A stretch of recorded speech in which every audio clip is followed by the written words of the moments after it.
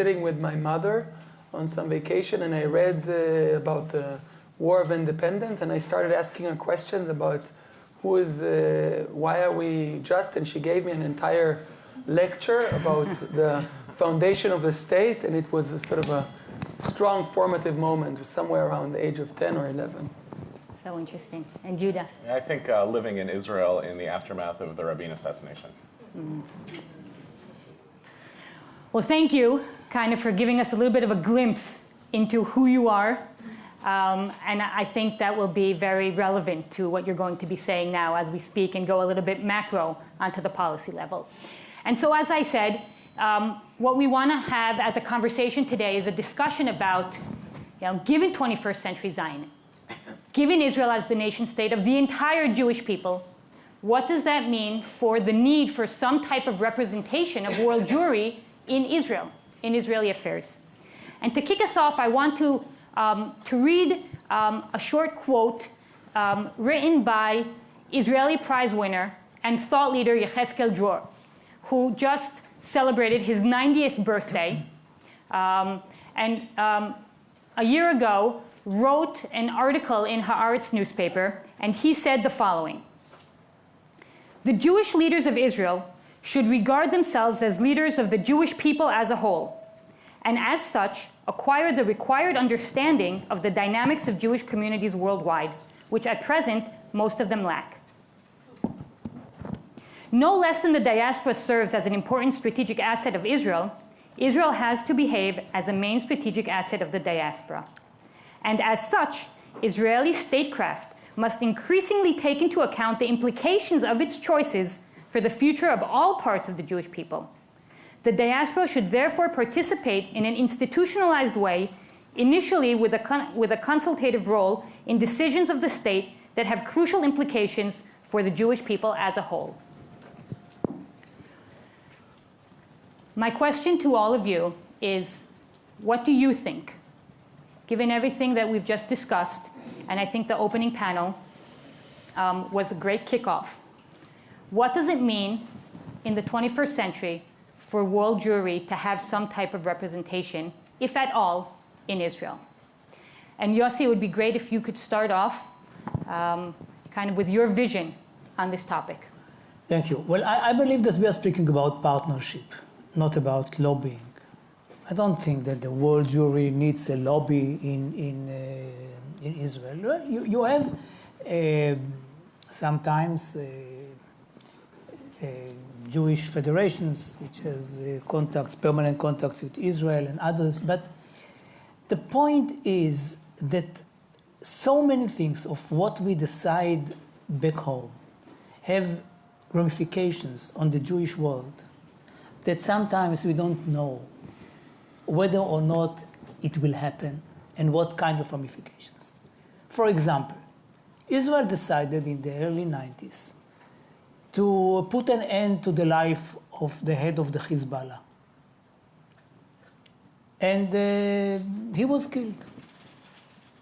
And nothing happened. And after a while, relatively a long while, there was a big terrorist attack in Argentina.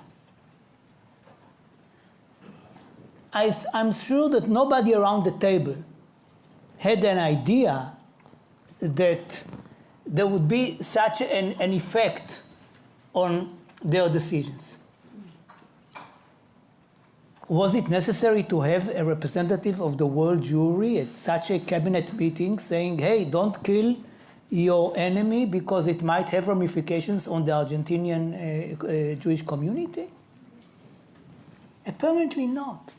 So if we deal directly with things which have contact, which has ramifications on the world Jewry, if it is issues of matrimonial laws and whatever, then theoretically it is reasonable. But in which way? Now another thing. We are going on a very tight rope here. I don't have to remind you the Blaustein-Ben Gurion resolution. Jacob Blaustein, the head of the American Jewish Committee, then the most important Jewish organization here, said no way, Mr. Ben-Gurion, you will present yourself as the leader of the Jewish world. Who are you? I mean, some thousands of Jews live here. And you tell us that you represent the Jewish world. Thank you very much.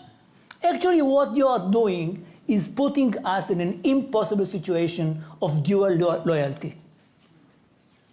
We are speaking for the Jewish people in the United States. That's it. Not you. And never send here people who will encourage Zionism or Aliyah to Israel. Never, ever. If you want our help, if you don't want our help, it is okay, do what you want. Now, well, it was not a period in which we could easily give up on the help of our brethren here. So Ben-Gurion actually submitted to all the demands of Jacob Blaustein. It was a huge victory. And whenever people in the government of Ben-Gurion, later on, Moshe Dayan, Golda Meir, would say, on behalf of the Jewish people, we say that we will defend ourselves. You know, all these slogans. They got a letter from Jacob Blaustein saying, you remember that we have an agreement with the state of Israel? You are not allowed to speak on behalf of the Jewish world. Now, time changed. Time changed. And it is a different story today. But still we know that from time to time, there is a problem of a spy, if you remember here, and other things. And people are saying, yeah, dual loyalty or whatever, what are you doing to us? If you want spies, please take some goyim. Don't take Jews, and things like that. So those who remember the history of the relationship, there were fears here between us behind closed doors. There were fears in the Jewish community in the United States about their own future once the state of Israel was born. The fear was that people will tell them, their neighbors, you have now a Jewish state, go to this Jewish state. This is not your place. It happened, but very rarely. In other places, it happened also here, but you know, it never became an issue. Thanks heaven. But we know, I mean, one of the things that we should know is not to be too rude about it, and to know the limits of hugging each other, and of course of talking on behalf of the whole Jewish world. This is why I believe that we need something more modest, like an American-Israeli Jewish committee, to speak to each other. We don't know so much. I mean, I, for one, I never lived abroad. I'm always going to hotels. I never studied here. I never taught here. Never. And as much as I visited the United States hundreds of times, not tens of times, I'm always a visitor. Like I'm coming here for 2 days. We are on the plane for 3 days.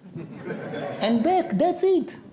I don't know enough. I talk, I speak more than listen and whatever, but I don't know enough in order to know better what are the sensitivities.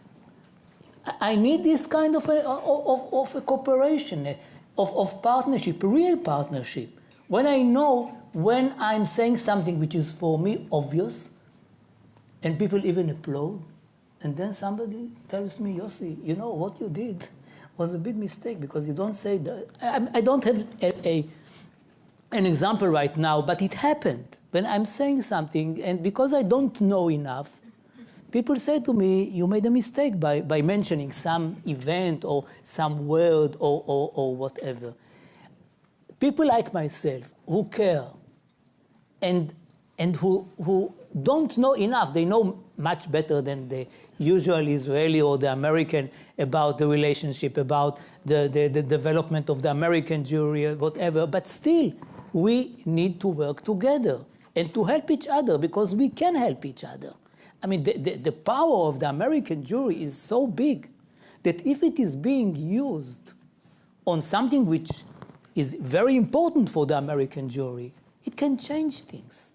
But it is very cautious and timid, not to overdo, and sometimes it is right. But when we are together, we can tell each other, now is your time. Now you can use your power in order to change something which is very, very interesting.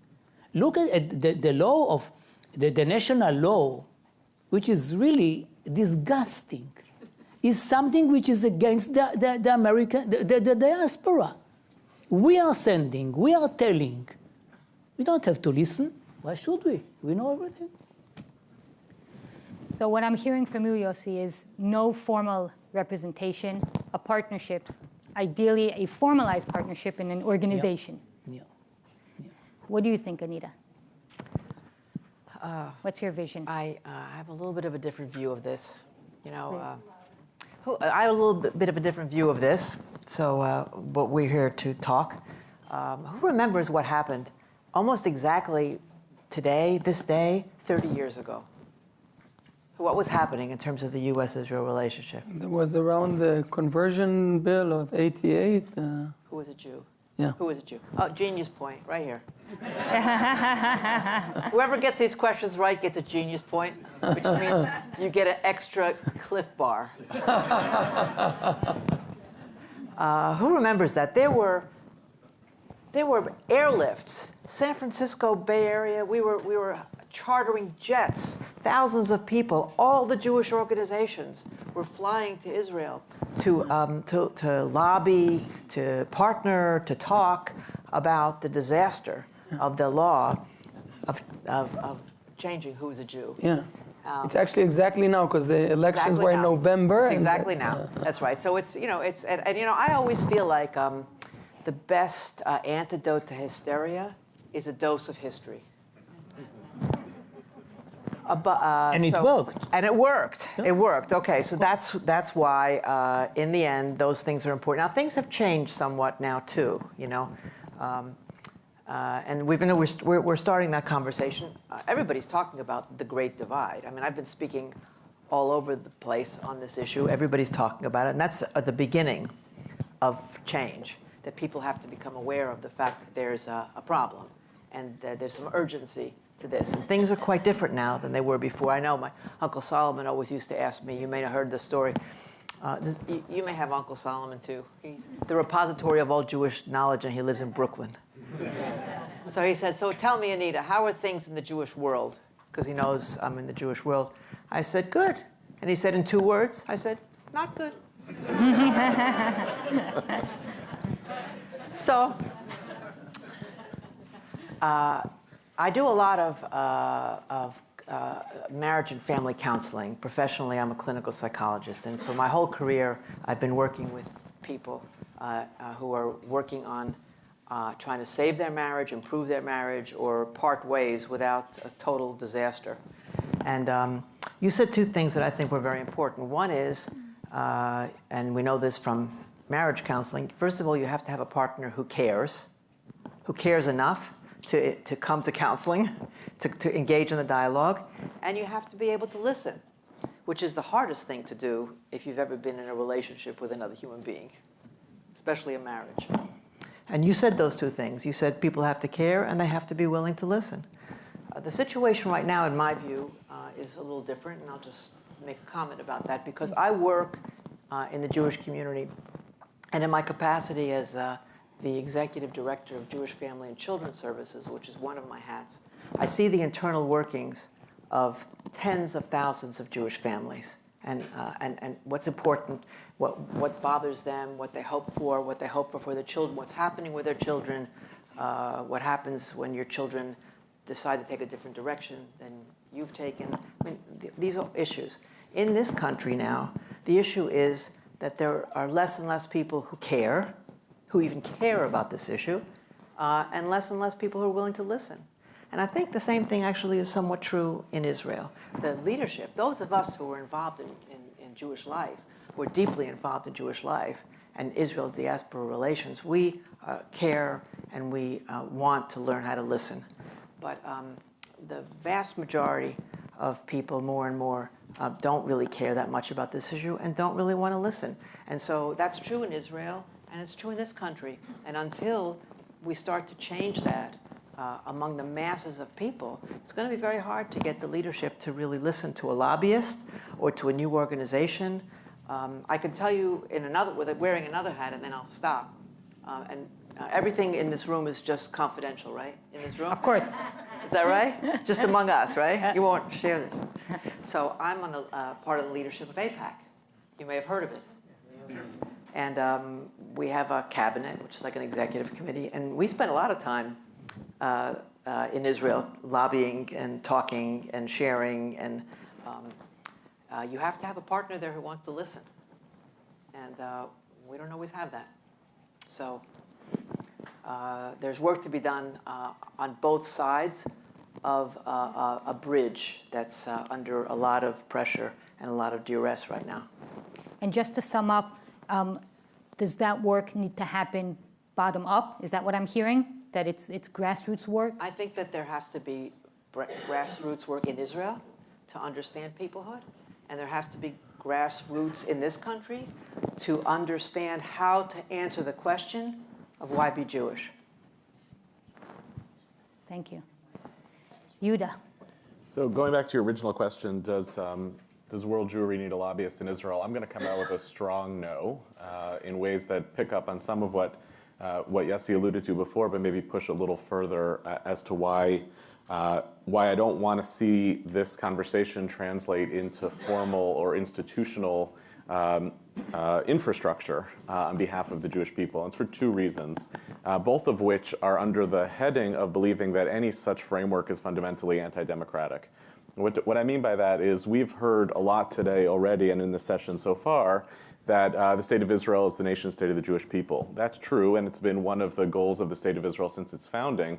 But the other commitment that the State of Israel has made since its founding is that the State of Israel is also a state of its citizens who are not all Jewish. And the idea of creating governmental or semi-governmental further infrastructure to represent the interests of world Jewry runs counter to at least that second mission of the State of Israel's principal responsibility, which is to be a nation state for all of its citizens. The second piece of that, though, is we've had for over 100 years a whole series of non-governmental and semi-governmental institutions that were part of the Zionist infrastructure that brought about the creation of the State of Israel. Those were the first Zionist congresses. That's the continued World Zionist Organization, the Sochnut, the Jewish Agency. These are semi-governmental institutions connected to government structures, connected to government funding, and their place within the map is already questionable as democratic institutions, both because, again, the State of Israel has to have had converted itself from a pre-state project of the Jewish people to an actual government with ministries. So what happens to those infrastructures of pre-state government? And that has been an open question for them all along. One of their main functions has been aliyah and promoting support for the State of Israel, but their relationship with world Jewry and with the State of Israel has become more complicated over time. It's also complicated on the American Jewish side because the average American Jew who is the client of a so-called lobbyist for world Jewry, the average American Jew themselves doesn't see themselves. This is just, we know this, especially in the Bay Area. We as American Jews don't see ourselves as accountable in ways that were true in the era of Jacob Blaustein to national Jewish organizations. We don't see ourselves represented by national Jewish organizations. We as American Jews are highly idiosyncratic among world Jewry in terms of our own skepticism that anybody speaks on behalf of American Jewry, much less world Jewry. So the idea that you would come in and place formal infrastructure to represent world Jewry with all of its competing and complex interests and be essentially reinforcing a non-democratic or a semi-democratic infrastructure in this moment seems to me to be actually trying to move backwards to 1897 instead of moving forward to 2019. In both of and here's where I do come closer to what Yossi was talking about and Anita as well. The citizen is sovereign. That's true both for the State of Israel and it's true for the American Jewish community. So any efforts that we want to make, and I support this entirely. It's like the bulk of my life's work is sitting at the threshold between these communities, standing in the breach and sustaining this relationship. But all of that work starts with the belief that the citizen is sovereign, which means that the primary work is work of education. And it's both, you're not gonna change the reality in Israeli society. The Prime Minister of Israel will not ultimately hold on to the Kotel agreement because of a lobbyist in Jerusalem on behalf of liberal Jewry. The Prime Minister will create a Kotel compromise if he has an 18% of the electorate in Israel that is equivalent to Haredi parties who make cases for religious pluralism as a central feature of electoral politics. So if you want to change these realities, it's not through symbolic infrastructure or architecture, it's actually through the processes of educating a populace, both in America and Israel, as to why the outcome that you want is actually in their own sovereign interests that they would want to get involved with. So I'm hearing three. So I'm hearing three resounding no's to various degrees. And I'm going to let you in a second, Yohanan, but I want to be devil's advocate for a second.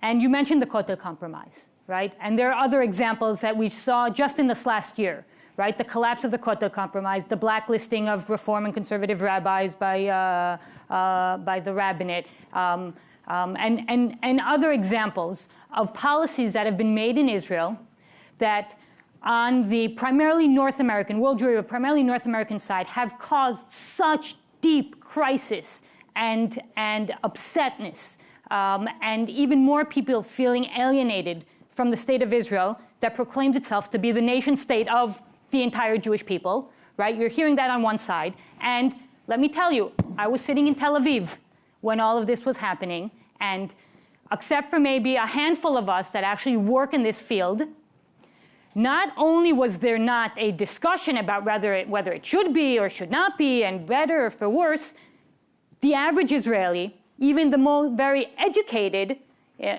highly connected Israelis, didn't even know this was going on. The conversation was not even happening. Forget about whether they agreed or disagreed. It was not happening anywhere, really anywhere. And so on one hand, I'm hearing education, right? On the other hand, I'm hearing these are really long processes of education. It takes generations, sometimes more, to change these types of entrenched paradigms. Maybe it's too little too late. By the time we're done educating, there could be more major crises that have created a rift that is so deep. And my question again is there more that we could be doing and should be doing? And I'm putting it out there, and please, Yohanan. Well, I hope you're not going to suspect that there was some kind of a collusion here and that we've coordinated, and I hope I'm not going to disappoint you, but I think there are ample channels for enhancing such influence, impact, but the formal representation, institutional model can backfire and is probably not the right way to go. Look, Israel and North American Jewry are the two major miracles of the Jewish people of the past century after the big catastrophe. And both have reached a point. We're at age 70. We finished our adolescence as a state, and world Jewry obviously has North American Jewry has reached a point where it has its own challenges about the future, and we're now both sitting and trying to think and write our future, and we understand that our futures are intertwined, and we need to write them together. And Israel is now undergoing a major challenge of what it means to be a Jewish and democratic state. And things that we took for granted in the past can no longer be taken for granted. Our democratic values and institutions and basic norms that were never part of the political discussion are now on the table. And in this respect, joining forces can amplify and provide a strong vector and momentum for those who want to strengthen Israel as a vibrant, prosperous, open, liberal democracy and nation state of the Jewish people. And none of that can be taken for granted, but Israel as yet is small enough, and therefore one can actually have quite a lot of influence if you get together and try to influence it. Israeli public opinion. Israeli public opinion, on the one hand, has a strong sentiment in support of unity of the Jewish people, nation state of the Jewish people. We're all Jewish, we're all together, mishpacha, all of that. At the same time, if you tell Israelis, do you want a world Jewry to make decisions in Israel and so on, there's also something of both pride and we have to make our own decisions and so on.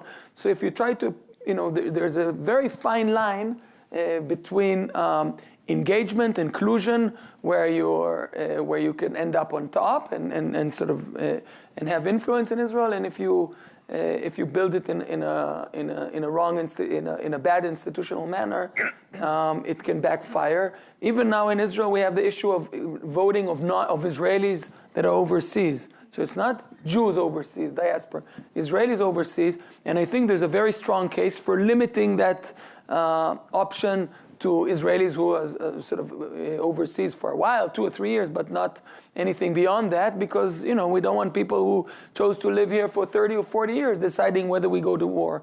It doesn't make sense, and whether we raise taxes. So what can be done? So I think that the current institutions, whether it's the Sukhnut, the national institutions that were created a century ago, I'm not sure. Supposedly, they were supposed to provide the answer for all of those platforms for dialogue, influence, and on areas that have to do with the Jewish aspects and aspects that have to do with Israel-diaspora relations. I don't want to be offensive, and I'm sure there are people here involved, but I don't think that, if in the past they'd said, let's reform the national institutions, the Jewish agency, and they will serve this role, with all humbleness, I do not support that line of action. Number 2, existing institutions here in the US, let's take AIPAC as an example. When there was a nation-state bill, supposedly, if AIPAC as an institution would come to the Prime Minister and say, look, we want to fire up our base. Our base is, 60, 70, 80% non-Orthodox Jews who are very committed to Israel.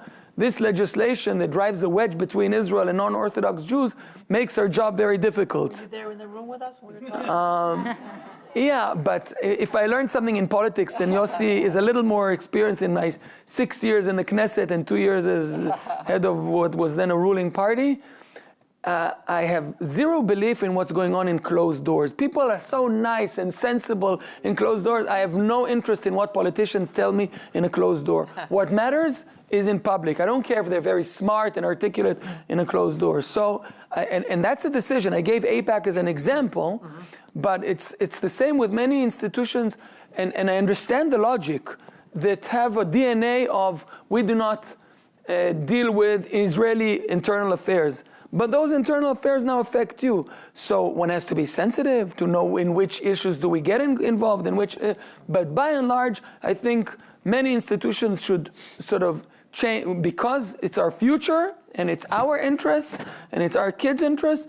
The Jewish organizations like AIPAC, and I know, I've been working for AIPAC for years and meeting all the delegations and so on. Nevertheless, I think it's time. And what else can be done? Look, the taglit idea of, let's listen to each other and let's know each other, and the reverse taglit, all of those kinds of things, I think, are extremely important. So there isn't a one solution and one institution. That kind of one set of institutions of getting to know each other. Number 2, there are quite a few, and Israeli civil society is wonderful and active, and a lot of it, let's be fair, it wouldn't have existed without leadership, ideas, resources from American Jewry. And Israeli civil society is extremely impactful, and the institute that I lead is an Israel diaspora enterprise. That's an example. Many others belong to other institutions. And so Israel is a democracy where if you take leadership and decide that you want to have impact, you can have that impact. So I mean, more such joint institutions. And two last points. Israeli public opinion, Israel is small, can be very much educated, and there are tools and means of how to do it. And finally, electoral reform. When I was in the room as a Knesset member, and I was considered the sort of, if you will, as a Knesset member, the lobbyist of the American Jewish community, the non-Orthodox streams, and so on. I just sort of found myself in that position because no one else did it. And you find yourself, I wouldn't say begging, but trying to persuade and say this and that, and it's the right thing. But in politics, you need power. And Yehuda mentioned that. And as long as you don't have power, you can beg and you'll get maybe a minute change, a footnote here and a footnote there. So electoral reform can minimize or change the otherwise absolute power that the ultra-Orthodox parties have on domestic issues. And one can think of, and I can think of other ways, but you have to play the game and have real power, and otherwise it's just begging, and nobody likes weak people. Thank you, Yohanan. So you know the joke. Ask 4 Jews a question, you'll get 5 opinions. Here, I think we have pretty similar agreement, more or less, around here. So maybe there is hope for the Jewish people yet. I'm going to let each one of you respond very briefly, because I know that you want to respond to each other. And then we have very little time, so we're going to open it up.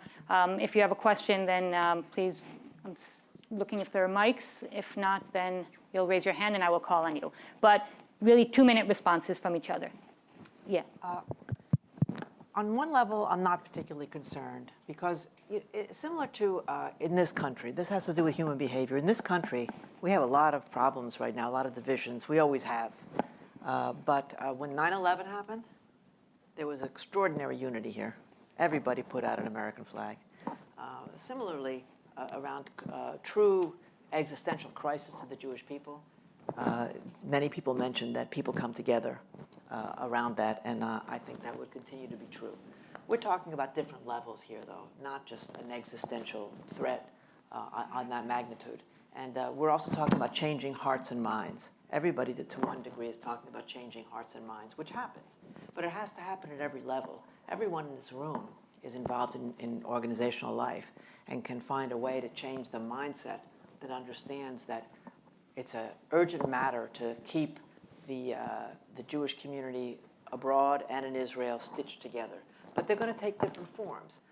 We have a big challenge in this country, in the United States, which is the first time we've faced the kind of challenge that we face about Jewish identification and involvement. Israel faces another challenge, which has to do with almost no concept of Jewish peoplehood. I don't think it's taught in the schools. I don't think people think about that. We started a little pilot project, I'll just say briefly, with Shalem College in my capacity as a president of the Cred Foundation. Because we only fund in one area now. We fund only projects that are bridge building projects, only projects that strengthen the relationship and work towards changing hearts and minds. So we tried a little pilot. They picked 25 of their top students who are going to go into government or go into NGO leadership and who'd never been to the United States, and they brought them to the Bay Area, and they spend 10 days taking a look at how we live our lives in the Bay Area, about pluralism and all the different voices and how we're organized and how we care for each other and what our values are. And when I asked them afterwards in a follow-up lecture, give me one word that you would describe your experience as coming to the United States, they said shocked. Shocked. A few people said surprised, because they wanted to tone it down a little bit, maybe. They were just shocked. They had no idea. And they said they came to America as Israelis, but they left as Jews. Now, you understand what that really means. You know, the same reverse happens, obviously, which is why we increase Jewish identification and involvement by taking young people to Israel, but the follow-up is lacking. So each of our societies has to really grapple with the form that this threat takes and then come together at every level, on the governmental level. I mean, as several people mentioned, the organizational relationships actually are quite deep. There's a lot of exchange. There's a lot of working together organizationally, which is the good news. But it has to go further. It has to go further, faster, and deeper, which means involving the people and not just the leadership who are not necessarily on the same page always. Thank you. You wanted Yehuda? Yeah, I wanted to push back on your pushback, if that's okay. You had asked about, is the way that we're talking about education and grassroots change just too slow? Are there issues of tremendous urgency? The Kotel is a good example. And I think there are two reasons why we have to be cautious about the being triggered by these moments of urgency and changing course. And the two reasons are, first of all, those of us who are in this for the long haul recognize that the failure of the Kotel Compromise was not the issue. It was symbolic of a much larger set of concerns that American Jews have about religion in the Israeli public square and the government's role, the challenges of integrating Jewish and democratic values, and that those are not just about religion, but they're also about security and occupation. All of those fuel larger questions about the vitality long-term of Israeli democracy. So the idea that we would perform a kind of act of lobbying or protest when it comes to the Kotel risks signaling that what we really are concerned about are short-term political gains, when we're actually interested in a longer-term question of whether Israel is living up to its own values and whether we see ourselves in that story. The second resistance I have to the pushback is, I think all of us who work in education know exactly what you're talking about, which is that profound fear that you're going to work on something for 30 years and you don't know whether you will actually achieve change. We know that because that's actually what the business is. If you go into education knowing exactly what your outcomes are going to be and when you're going to achieve them, you're not doing education. In fact, you wind up doing bad education. And that's actually the great vulnerability of working in education. If you do it right, it's unknown and it's a little bit scary. The biggest way to disrupt good education processes is through looking for short-term immediate outcomes, because it actually gets in the way of doing really good educational work. And it leads you to doing kind of performances and symbolic exercise of showing the change that you've achieved in the world, when in fact you actually have to be in it for the long run. So I want to gamble on long-term educational processes, because honestly, when I look back at like the sequence of Jewish history, the only way in which the Jewish people have actually managed to transform what Judaism has meant from one generation to 2 or 3 generations later has been through investing in ideas and then investing in long-term education. It has not been through short-term political performances. Yeah, Yossi. Yeah, I'm not sure that I see the big kind of dilemma between the two things. I mean, education is very, very, very important. There is nothing more important than education. But on the other hand, reactions are needed from time to time. Kind of rapid deployment force in order to react on specific issues. And I can give you an example, the example of the women of the Western Wall, which is not very complimenting for me. I must admit that for me, personally, it was not a big deal. Why? I'm so secular that it is difficult for me to fight for women who decide to pray for a wall. Right? Okay, this is my fault. It did not, unlike some other things, that is deprivation, that I say, how come you deprive this sector or whatever. They came, what was the problem with the women? Mainly that there was an agreement and the government reneged on it. More than the substance of the issue. They were offended, rightly so, by the fact that there was already an agreement, and because of the fear of the ultra-religious, the prime minister or the government decided to renege on it. Now, for me, had there been such a room of consult between Israeli Jews and American Jews, had the American Jews told me, with all due respect to your anti-religion religion, in that case, it is much more than that. It is a cultural case. It is women equality and many other things, and we want you to help us to fight. I would be ready to do that. The only point that I'm raising is that I need this echo. I need to know that it is such a big deal. I admit I wasn't aware enough of the dimensions of this crisis. Yeah, and I think that what you're saying now is very representative of most of Israeli decision makers and definitely the public. They just weren't aware, and that's part of the issue. With your permission, I'm going to open it up, and then I'll let you respond, okay? Do we have a mic, or we're just going to ask people to? So we're going to start in the back over there. That was the first hand that I saw. Yeah. Yeah. Oh, thank you. Hi, my name is Ophir. So the question is, there's already a lot of influence by American Jewry on Israel. Sheldon Adelson, for instance, contributes a lot for political causes in the U.S., but also in Israel. And so, and there's other from, I'm sure others. So, the question for American Jewry, if American Jewry is interested, and I think it should be interested in influence Israel, they can actually, put the power of the purse and affect it in long-term education, which I think is actually the best way to do it long-term, but also in more short-term and even influence Israeli election, with the power of the purse, essentially. And so the question is, why not?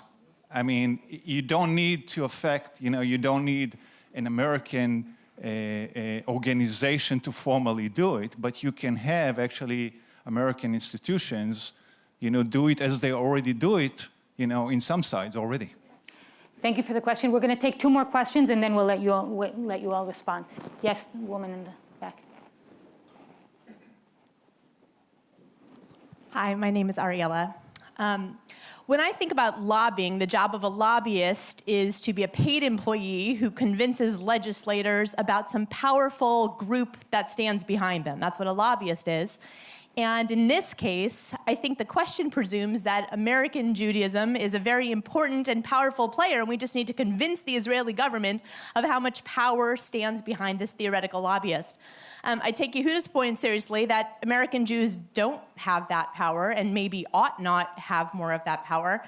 But I'm also playing with the idea or the concern that you raised, which is that it is really complicated here. It is hard to figure out who would be this lobbyist. How would you speak for all the various constituencies? And my own skepticism. I don't want somebody speaking for me. Who is this person? At the same time, if I can't sort that out for myself, how in the world do I want someone in Israel, an Israeli legislator, who's looking at their own constituents to sort it out? And I'm thinking about the model of public lobby that is a public interest research group, or something like that, that would have the standing not of being a lobbyist behind closed doors, but a democratic way of trying to officially, I don't want to say speak for, but speak to the plurality here, and some way of trying to make those concerns so it doesn't come as a shock to the Israeli public, these things that are held very, very dear, at the same time trying to make the complexity seem less complex here as well as in Israel. Thank you for the question. Yohanan. Well, I'll try to combine the answers or at least address both comments. Look, there isn't one American Jewish constituency. There are many, as you know, shades and lights, and the community is diverse, and it's great that that's the state of affairs. And there won't be a one lobbyist for those many voices. And therefore, the real outcome is engaging in multiple channels of dialogue, of conversation, of education. And as Yossi mentioned, when there comes a moment where certain issues, like the 1988 issue, that are very, or the nation-state bill that was very offensive to world Jewry, you will have enough of those channels, voices, organizations getting together and projecting their voice, their power into Israel. Ophir, and the answer is, it's perfectly, at least in my eyes, legitimate for American Jewry.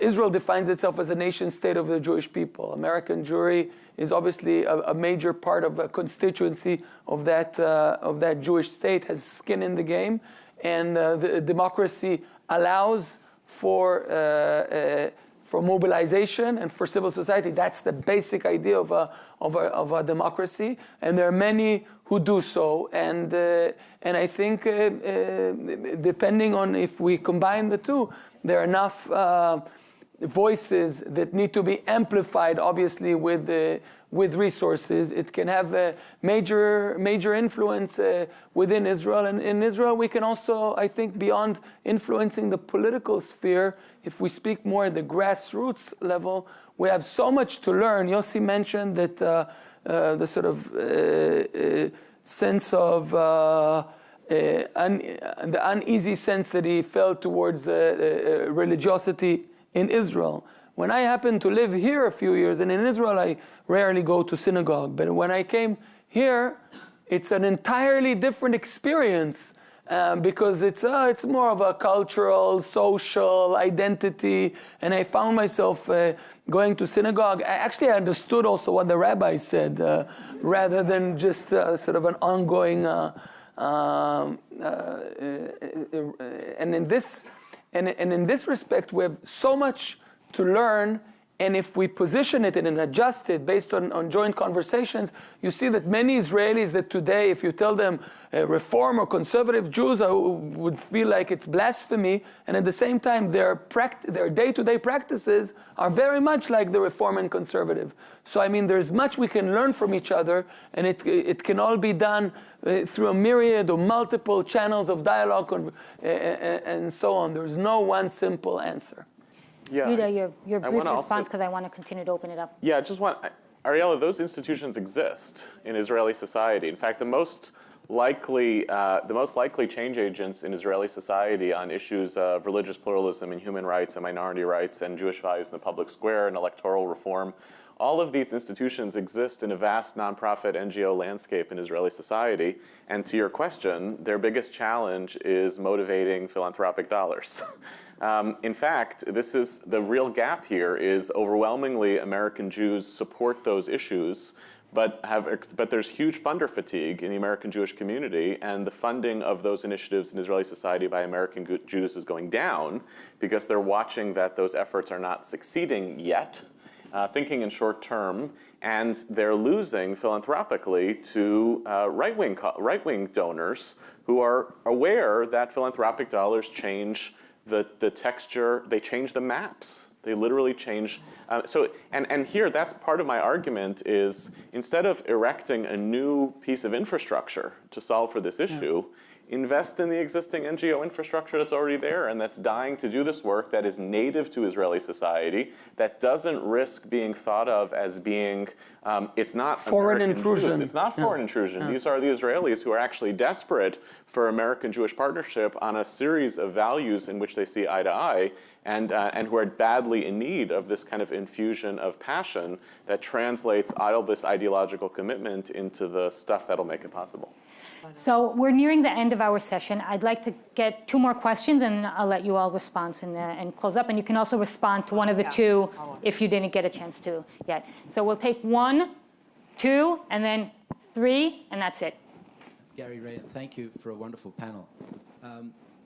For those Israelis here on the panel looking toward the United States, or diaspora Jewry, I might add, which is beyond the United States, what are the first 3 issues you would put on the agenda and how would you carry them out? And for the Americans here too, Israeli issues that as Israelis looking toward diaspora, Okay. and for Americans looking to Israel, what are the three things you would put on the agenda? We're going to take the last two questions and then you. Hi, Shalom, Ben.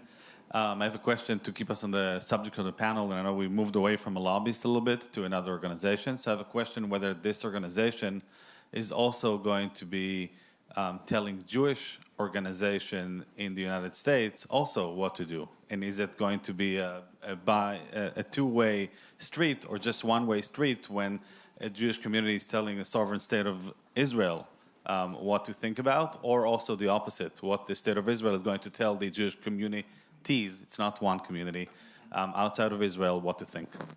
Thank you. And just project, final question. Yep. Thank you very much for the... Speak up, please.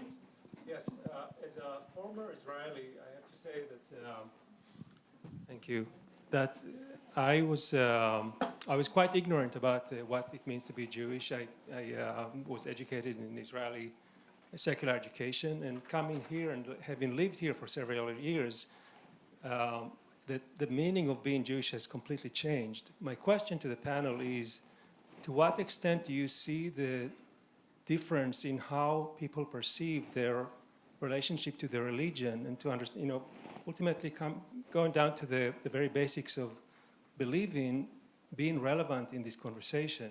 Because to me it seems that it's beyond just cultural differences, that some of the basic understanding of the Jewish religion, understanding, essentially the secular Jewish population or Israeli population is really, in my view, ignorant. And again, this is based on my experience. Things may have changed. I don't believe so. So that's my question. Thank you.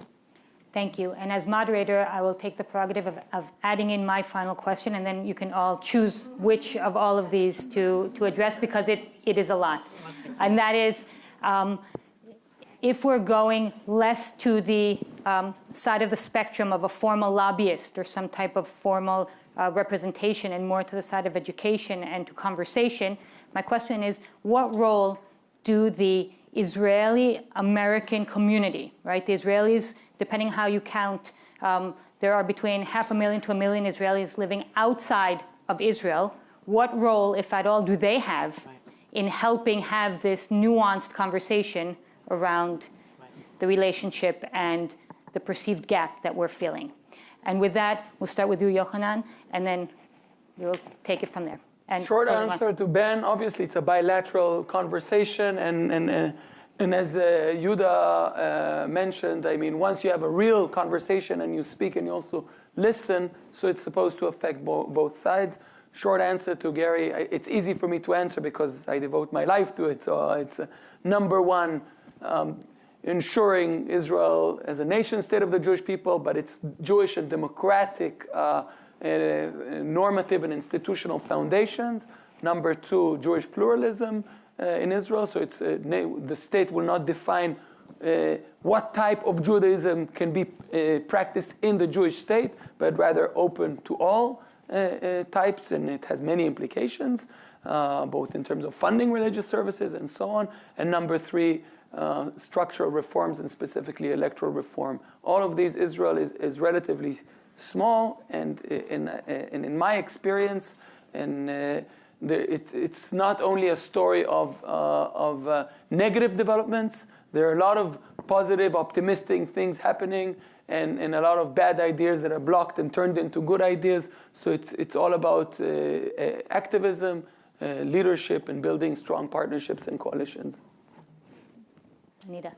Well, I think we're all trying to accomplish the same thing, which is to help Jews all over the world understand that our individual faiths are linked to the collective fate. The issue is, and that's a big idea, and eventually all brilliant ideas deteriorate into work. So we are now trying to find our way. What's the best method by which to accomplish this? Yes. I believe that Israelis have to grapple with their own issues. We can try to influence, we can try to fund. I don't think funding is the answer. I think Israelis need to develop a culture of philanthropy to fund their own imperatives more. We have other issues we have to grapple with in this country. If the Israelis are successful with their fight on their front, and we're successful with the fight on our front, then we'll find our way to continue to be stitched together. I don't think it's just a matter of education. I think it has to be political action. It has to be, as you said, as I think everybody said, everybody in this room brings something to the party, to the Peoplehood Party. All of us have to find a way to influence our organizations individually and collectively to understand the imperative of the current circumstance that we're facing. Thank you. Yossi. Well, about this interesting question of the three things that we would like the American Jewry or the diaspora to do, it's Jewish continuity. And this is the first and the second and the third. The most important thing is Jewish continuity. For me, Israel is a platform for Jewish continuity. If it cannot assure that, Israel doesn't interest me. Doesn't interest me. The easy way in which a non-religious Jew can keep his or her Judaism is to live in Israel, because it is everywhere. I'm always saying, as long as you smell Lag BaOmer on Lag BaOmer, it's fine with me. Because it means that there are Jews, and I want to leave this world knowing the Jews are around and that they will be there forever, whatever ever means. And in order to do that, we need to do many things. It is not going to happen naturally. We have to assist it and to invent all the time and to reinvent ourselves and to invent all the time tools in order to make it possible. And to run away from the question of why being a Jew, for heaven's sake. It is not a relevant question. I mean, you don't have so many kids who want to leave the religion and to become Muslims or Christians or whatever, or Buddhists, and they come to you and say, Father, Mother, tell me, why should I remain Jewish? It is there, they are there. I mean, we should keep it. We should keep the family. It is like, why should I be the part of your family? If you ask this question, it is already bad enough. Don't ask this question. You are part of this family. Be proud of your parents if it is possible for you. And be happy when you see your brothers and sisters. And that's it. So, I mean, as we want our families to stick together and to meet and to be proud of each other, we want the people to be like that. So the question is the survival of these people.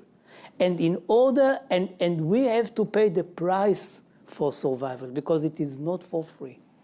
And the price for survival is to contain structures and relatives who 100 years ago, 50 years ago, would have never considered themselves, and we would never conceive them as Jews.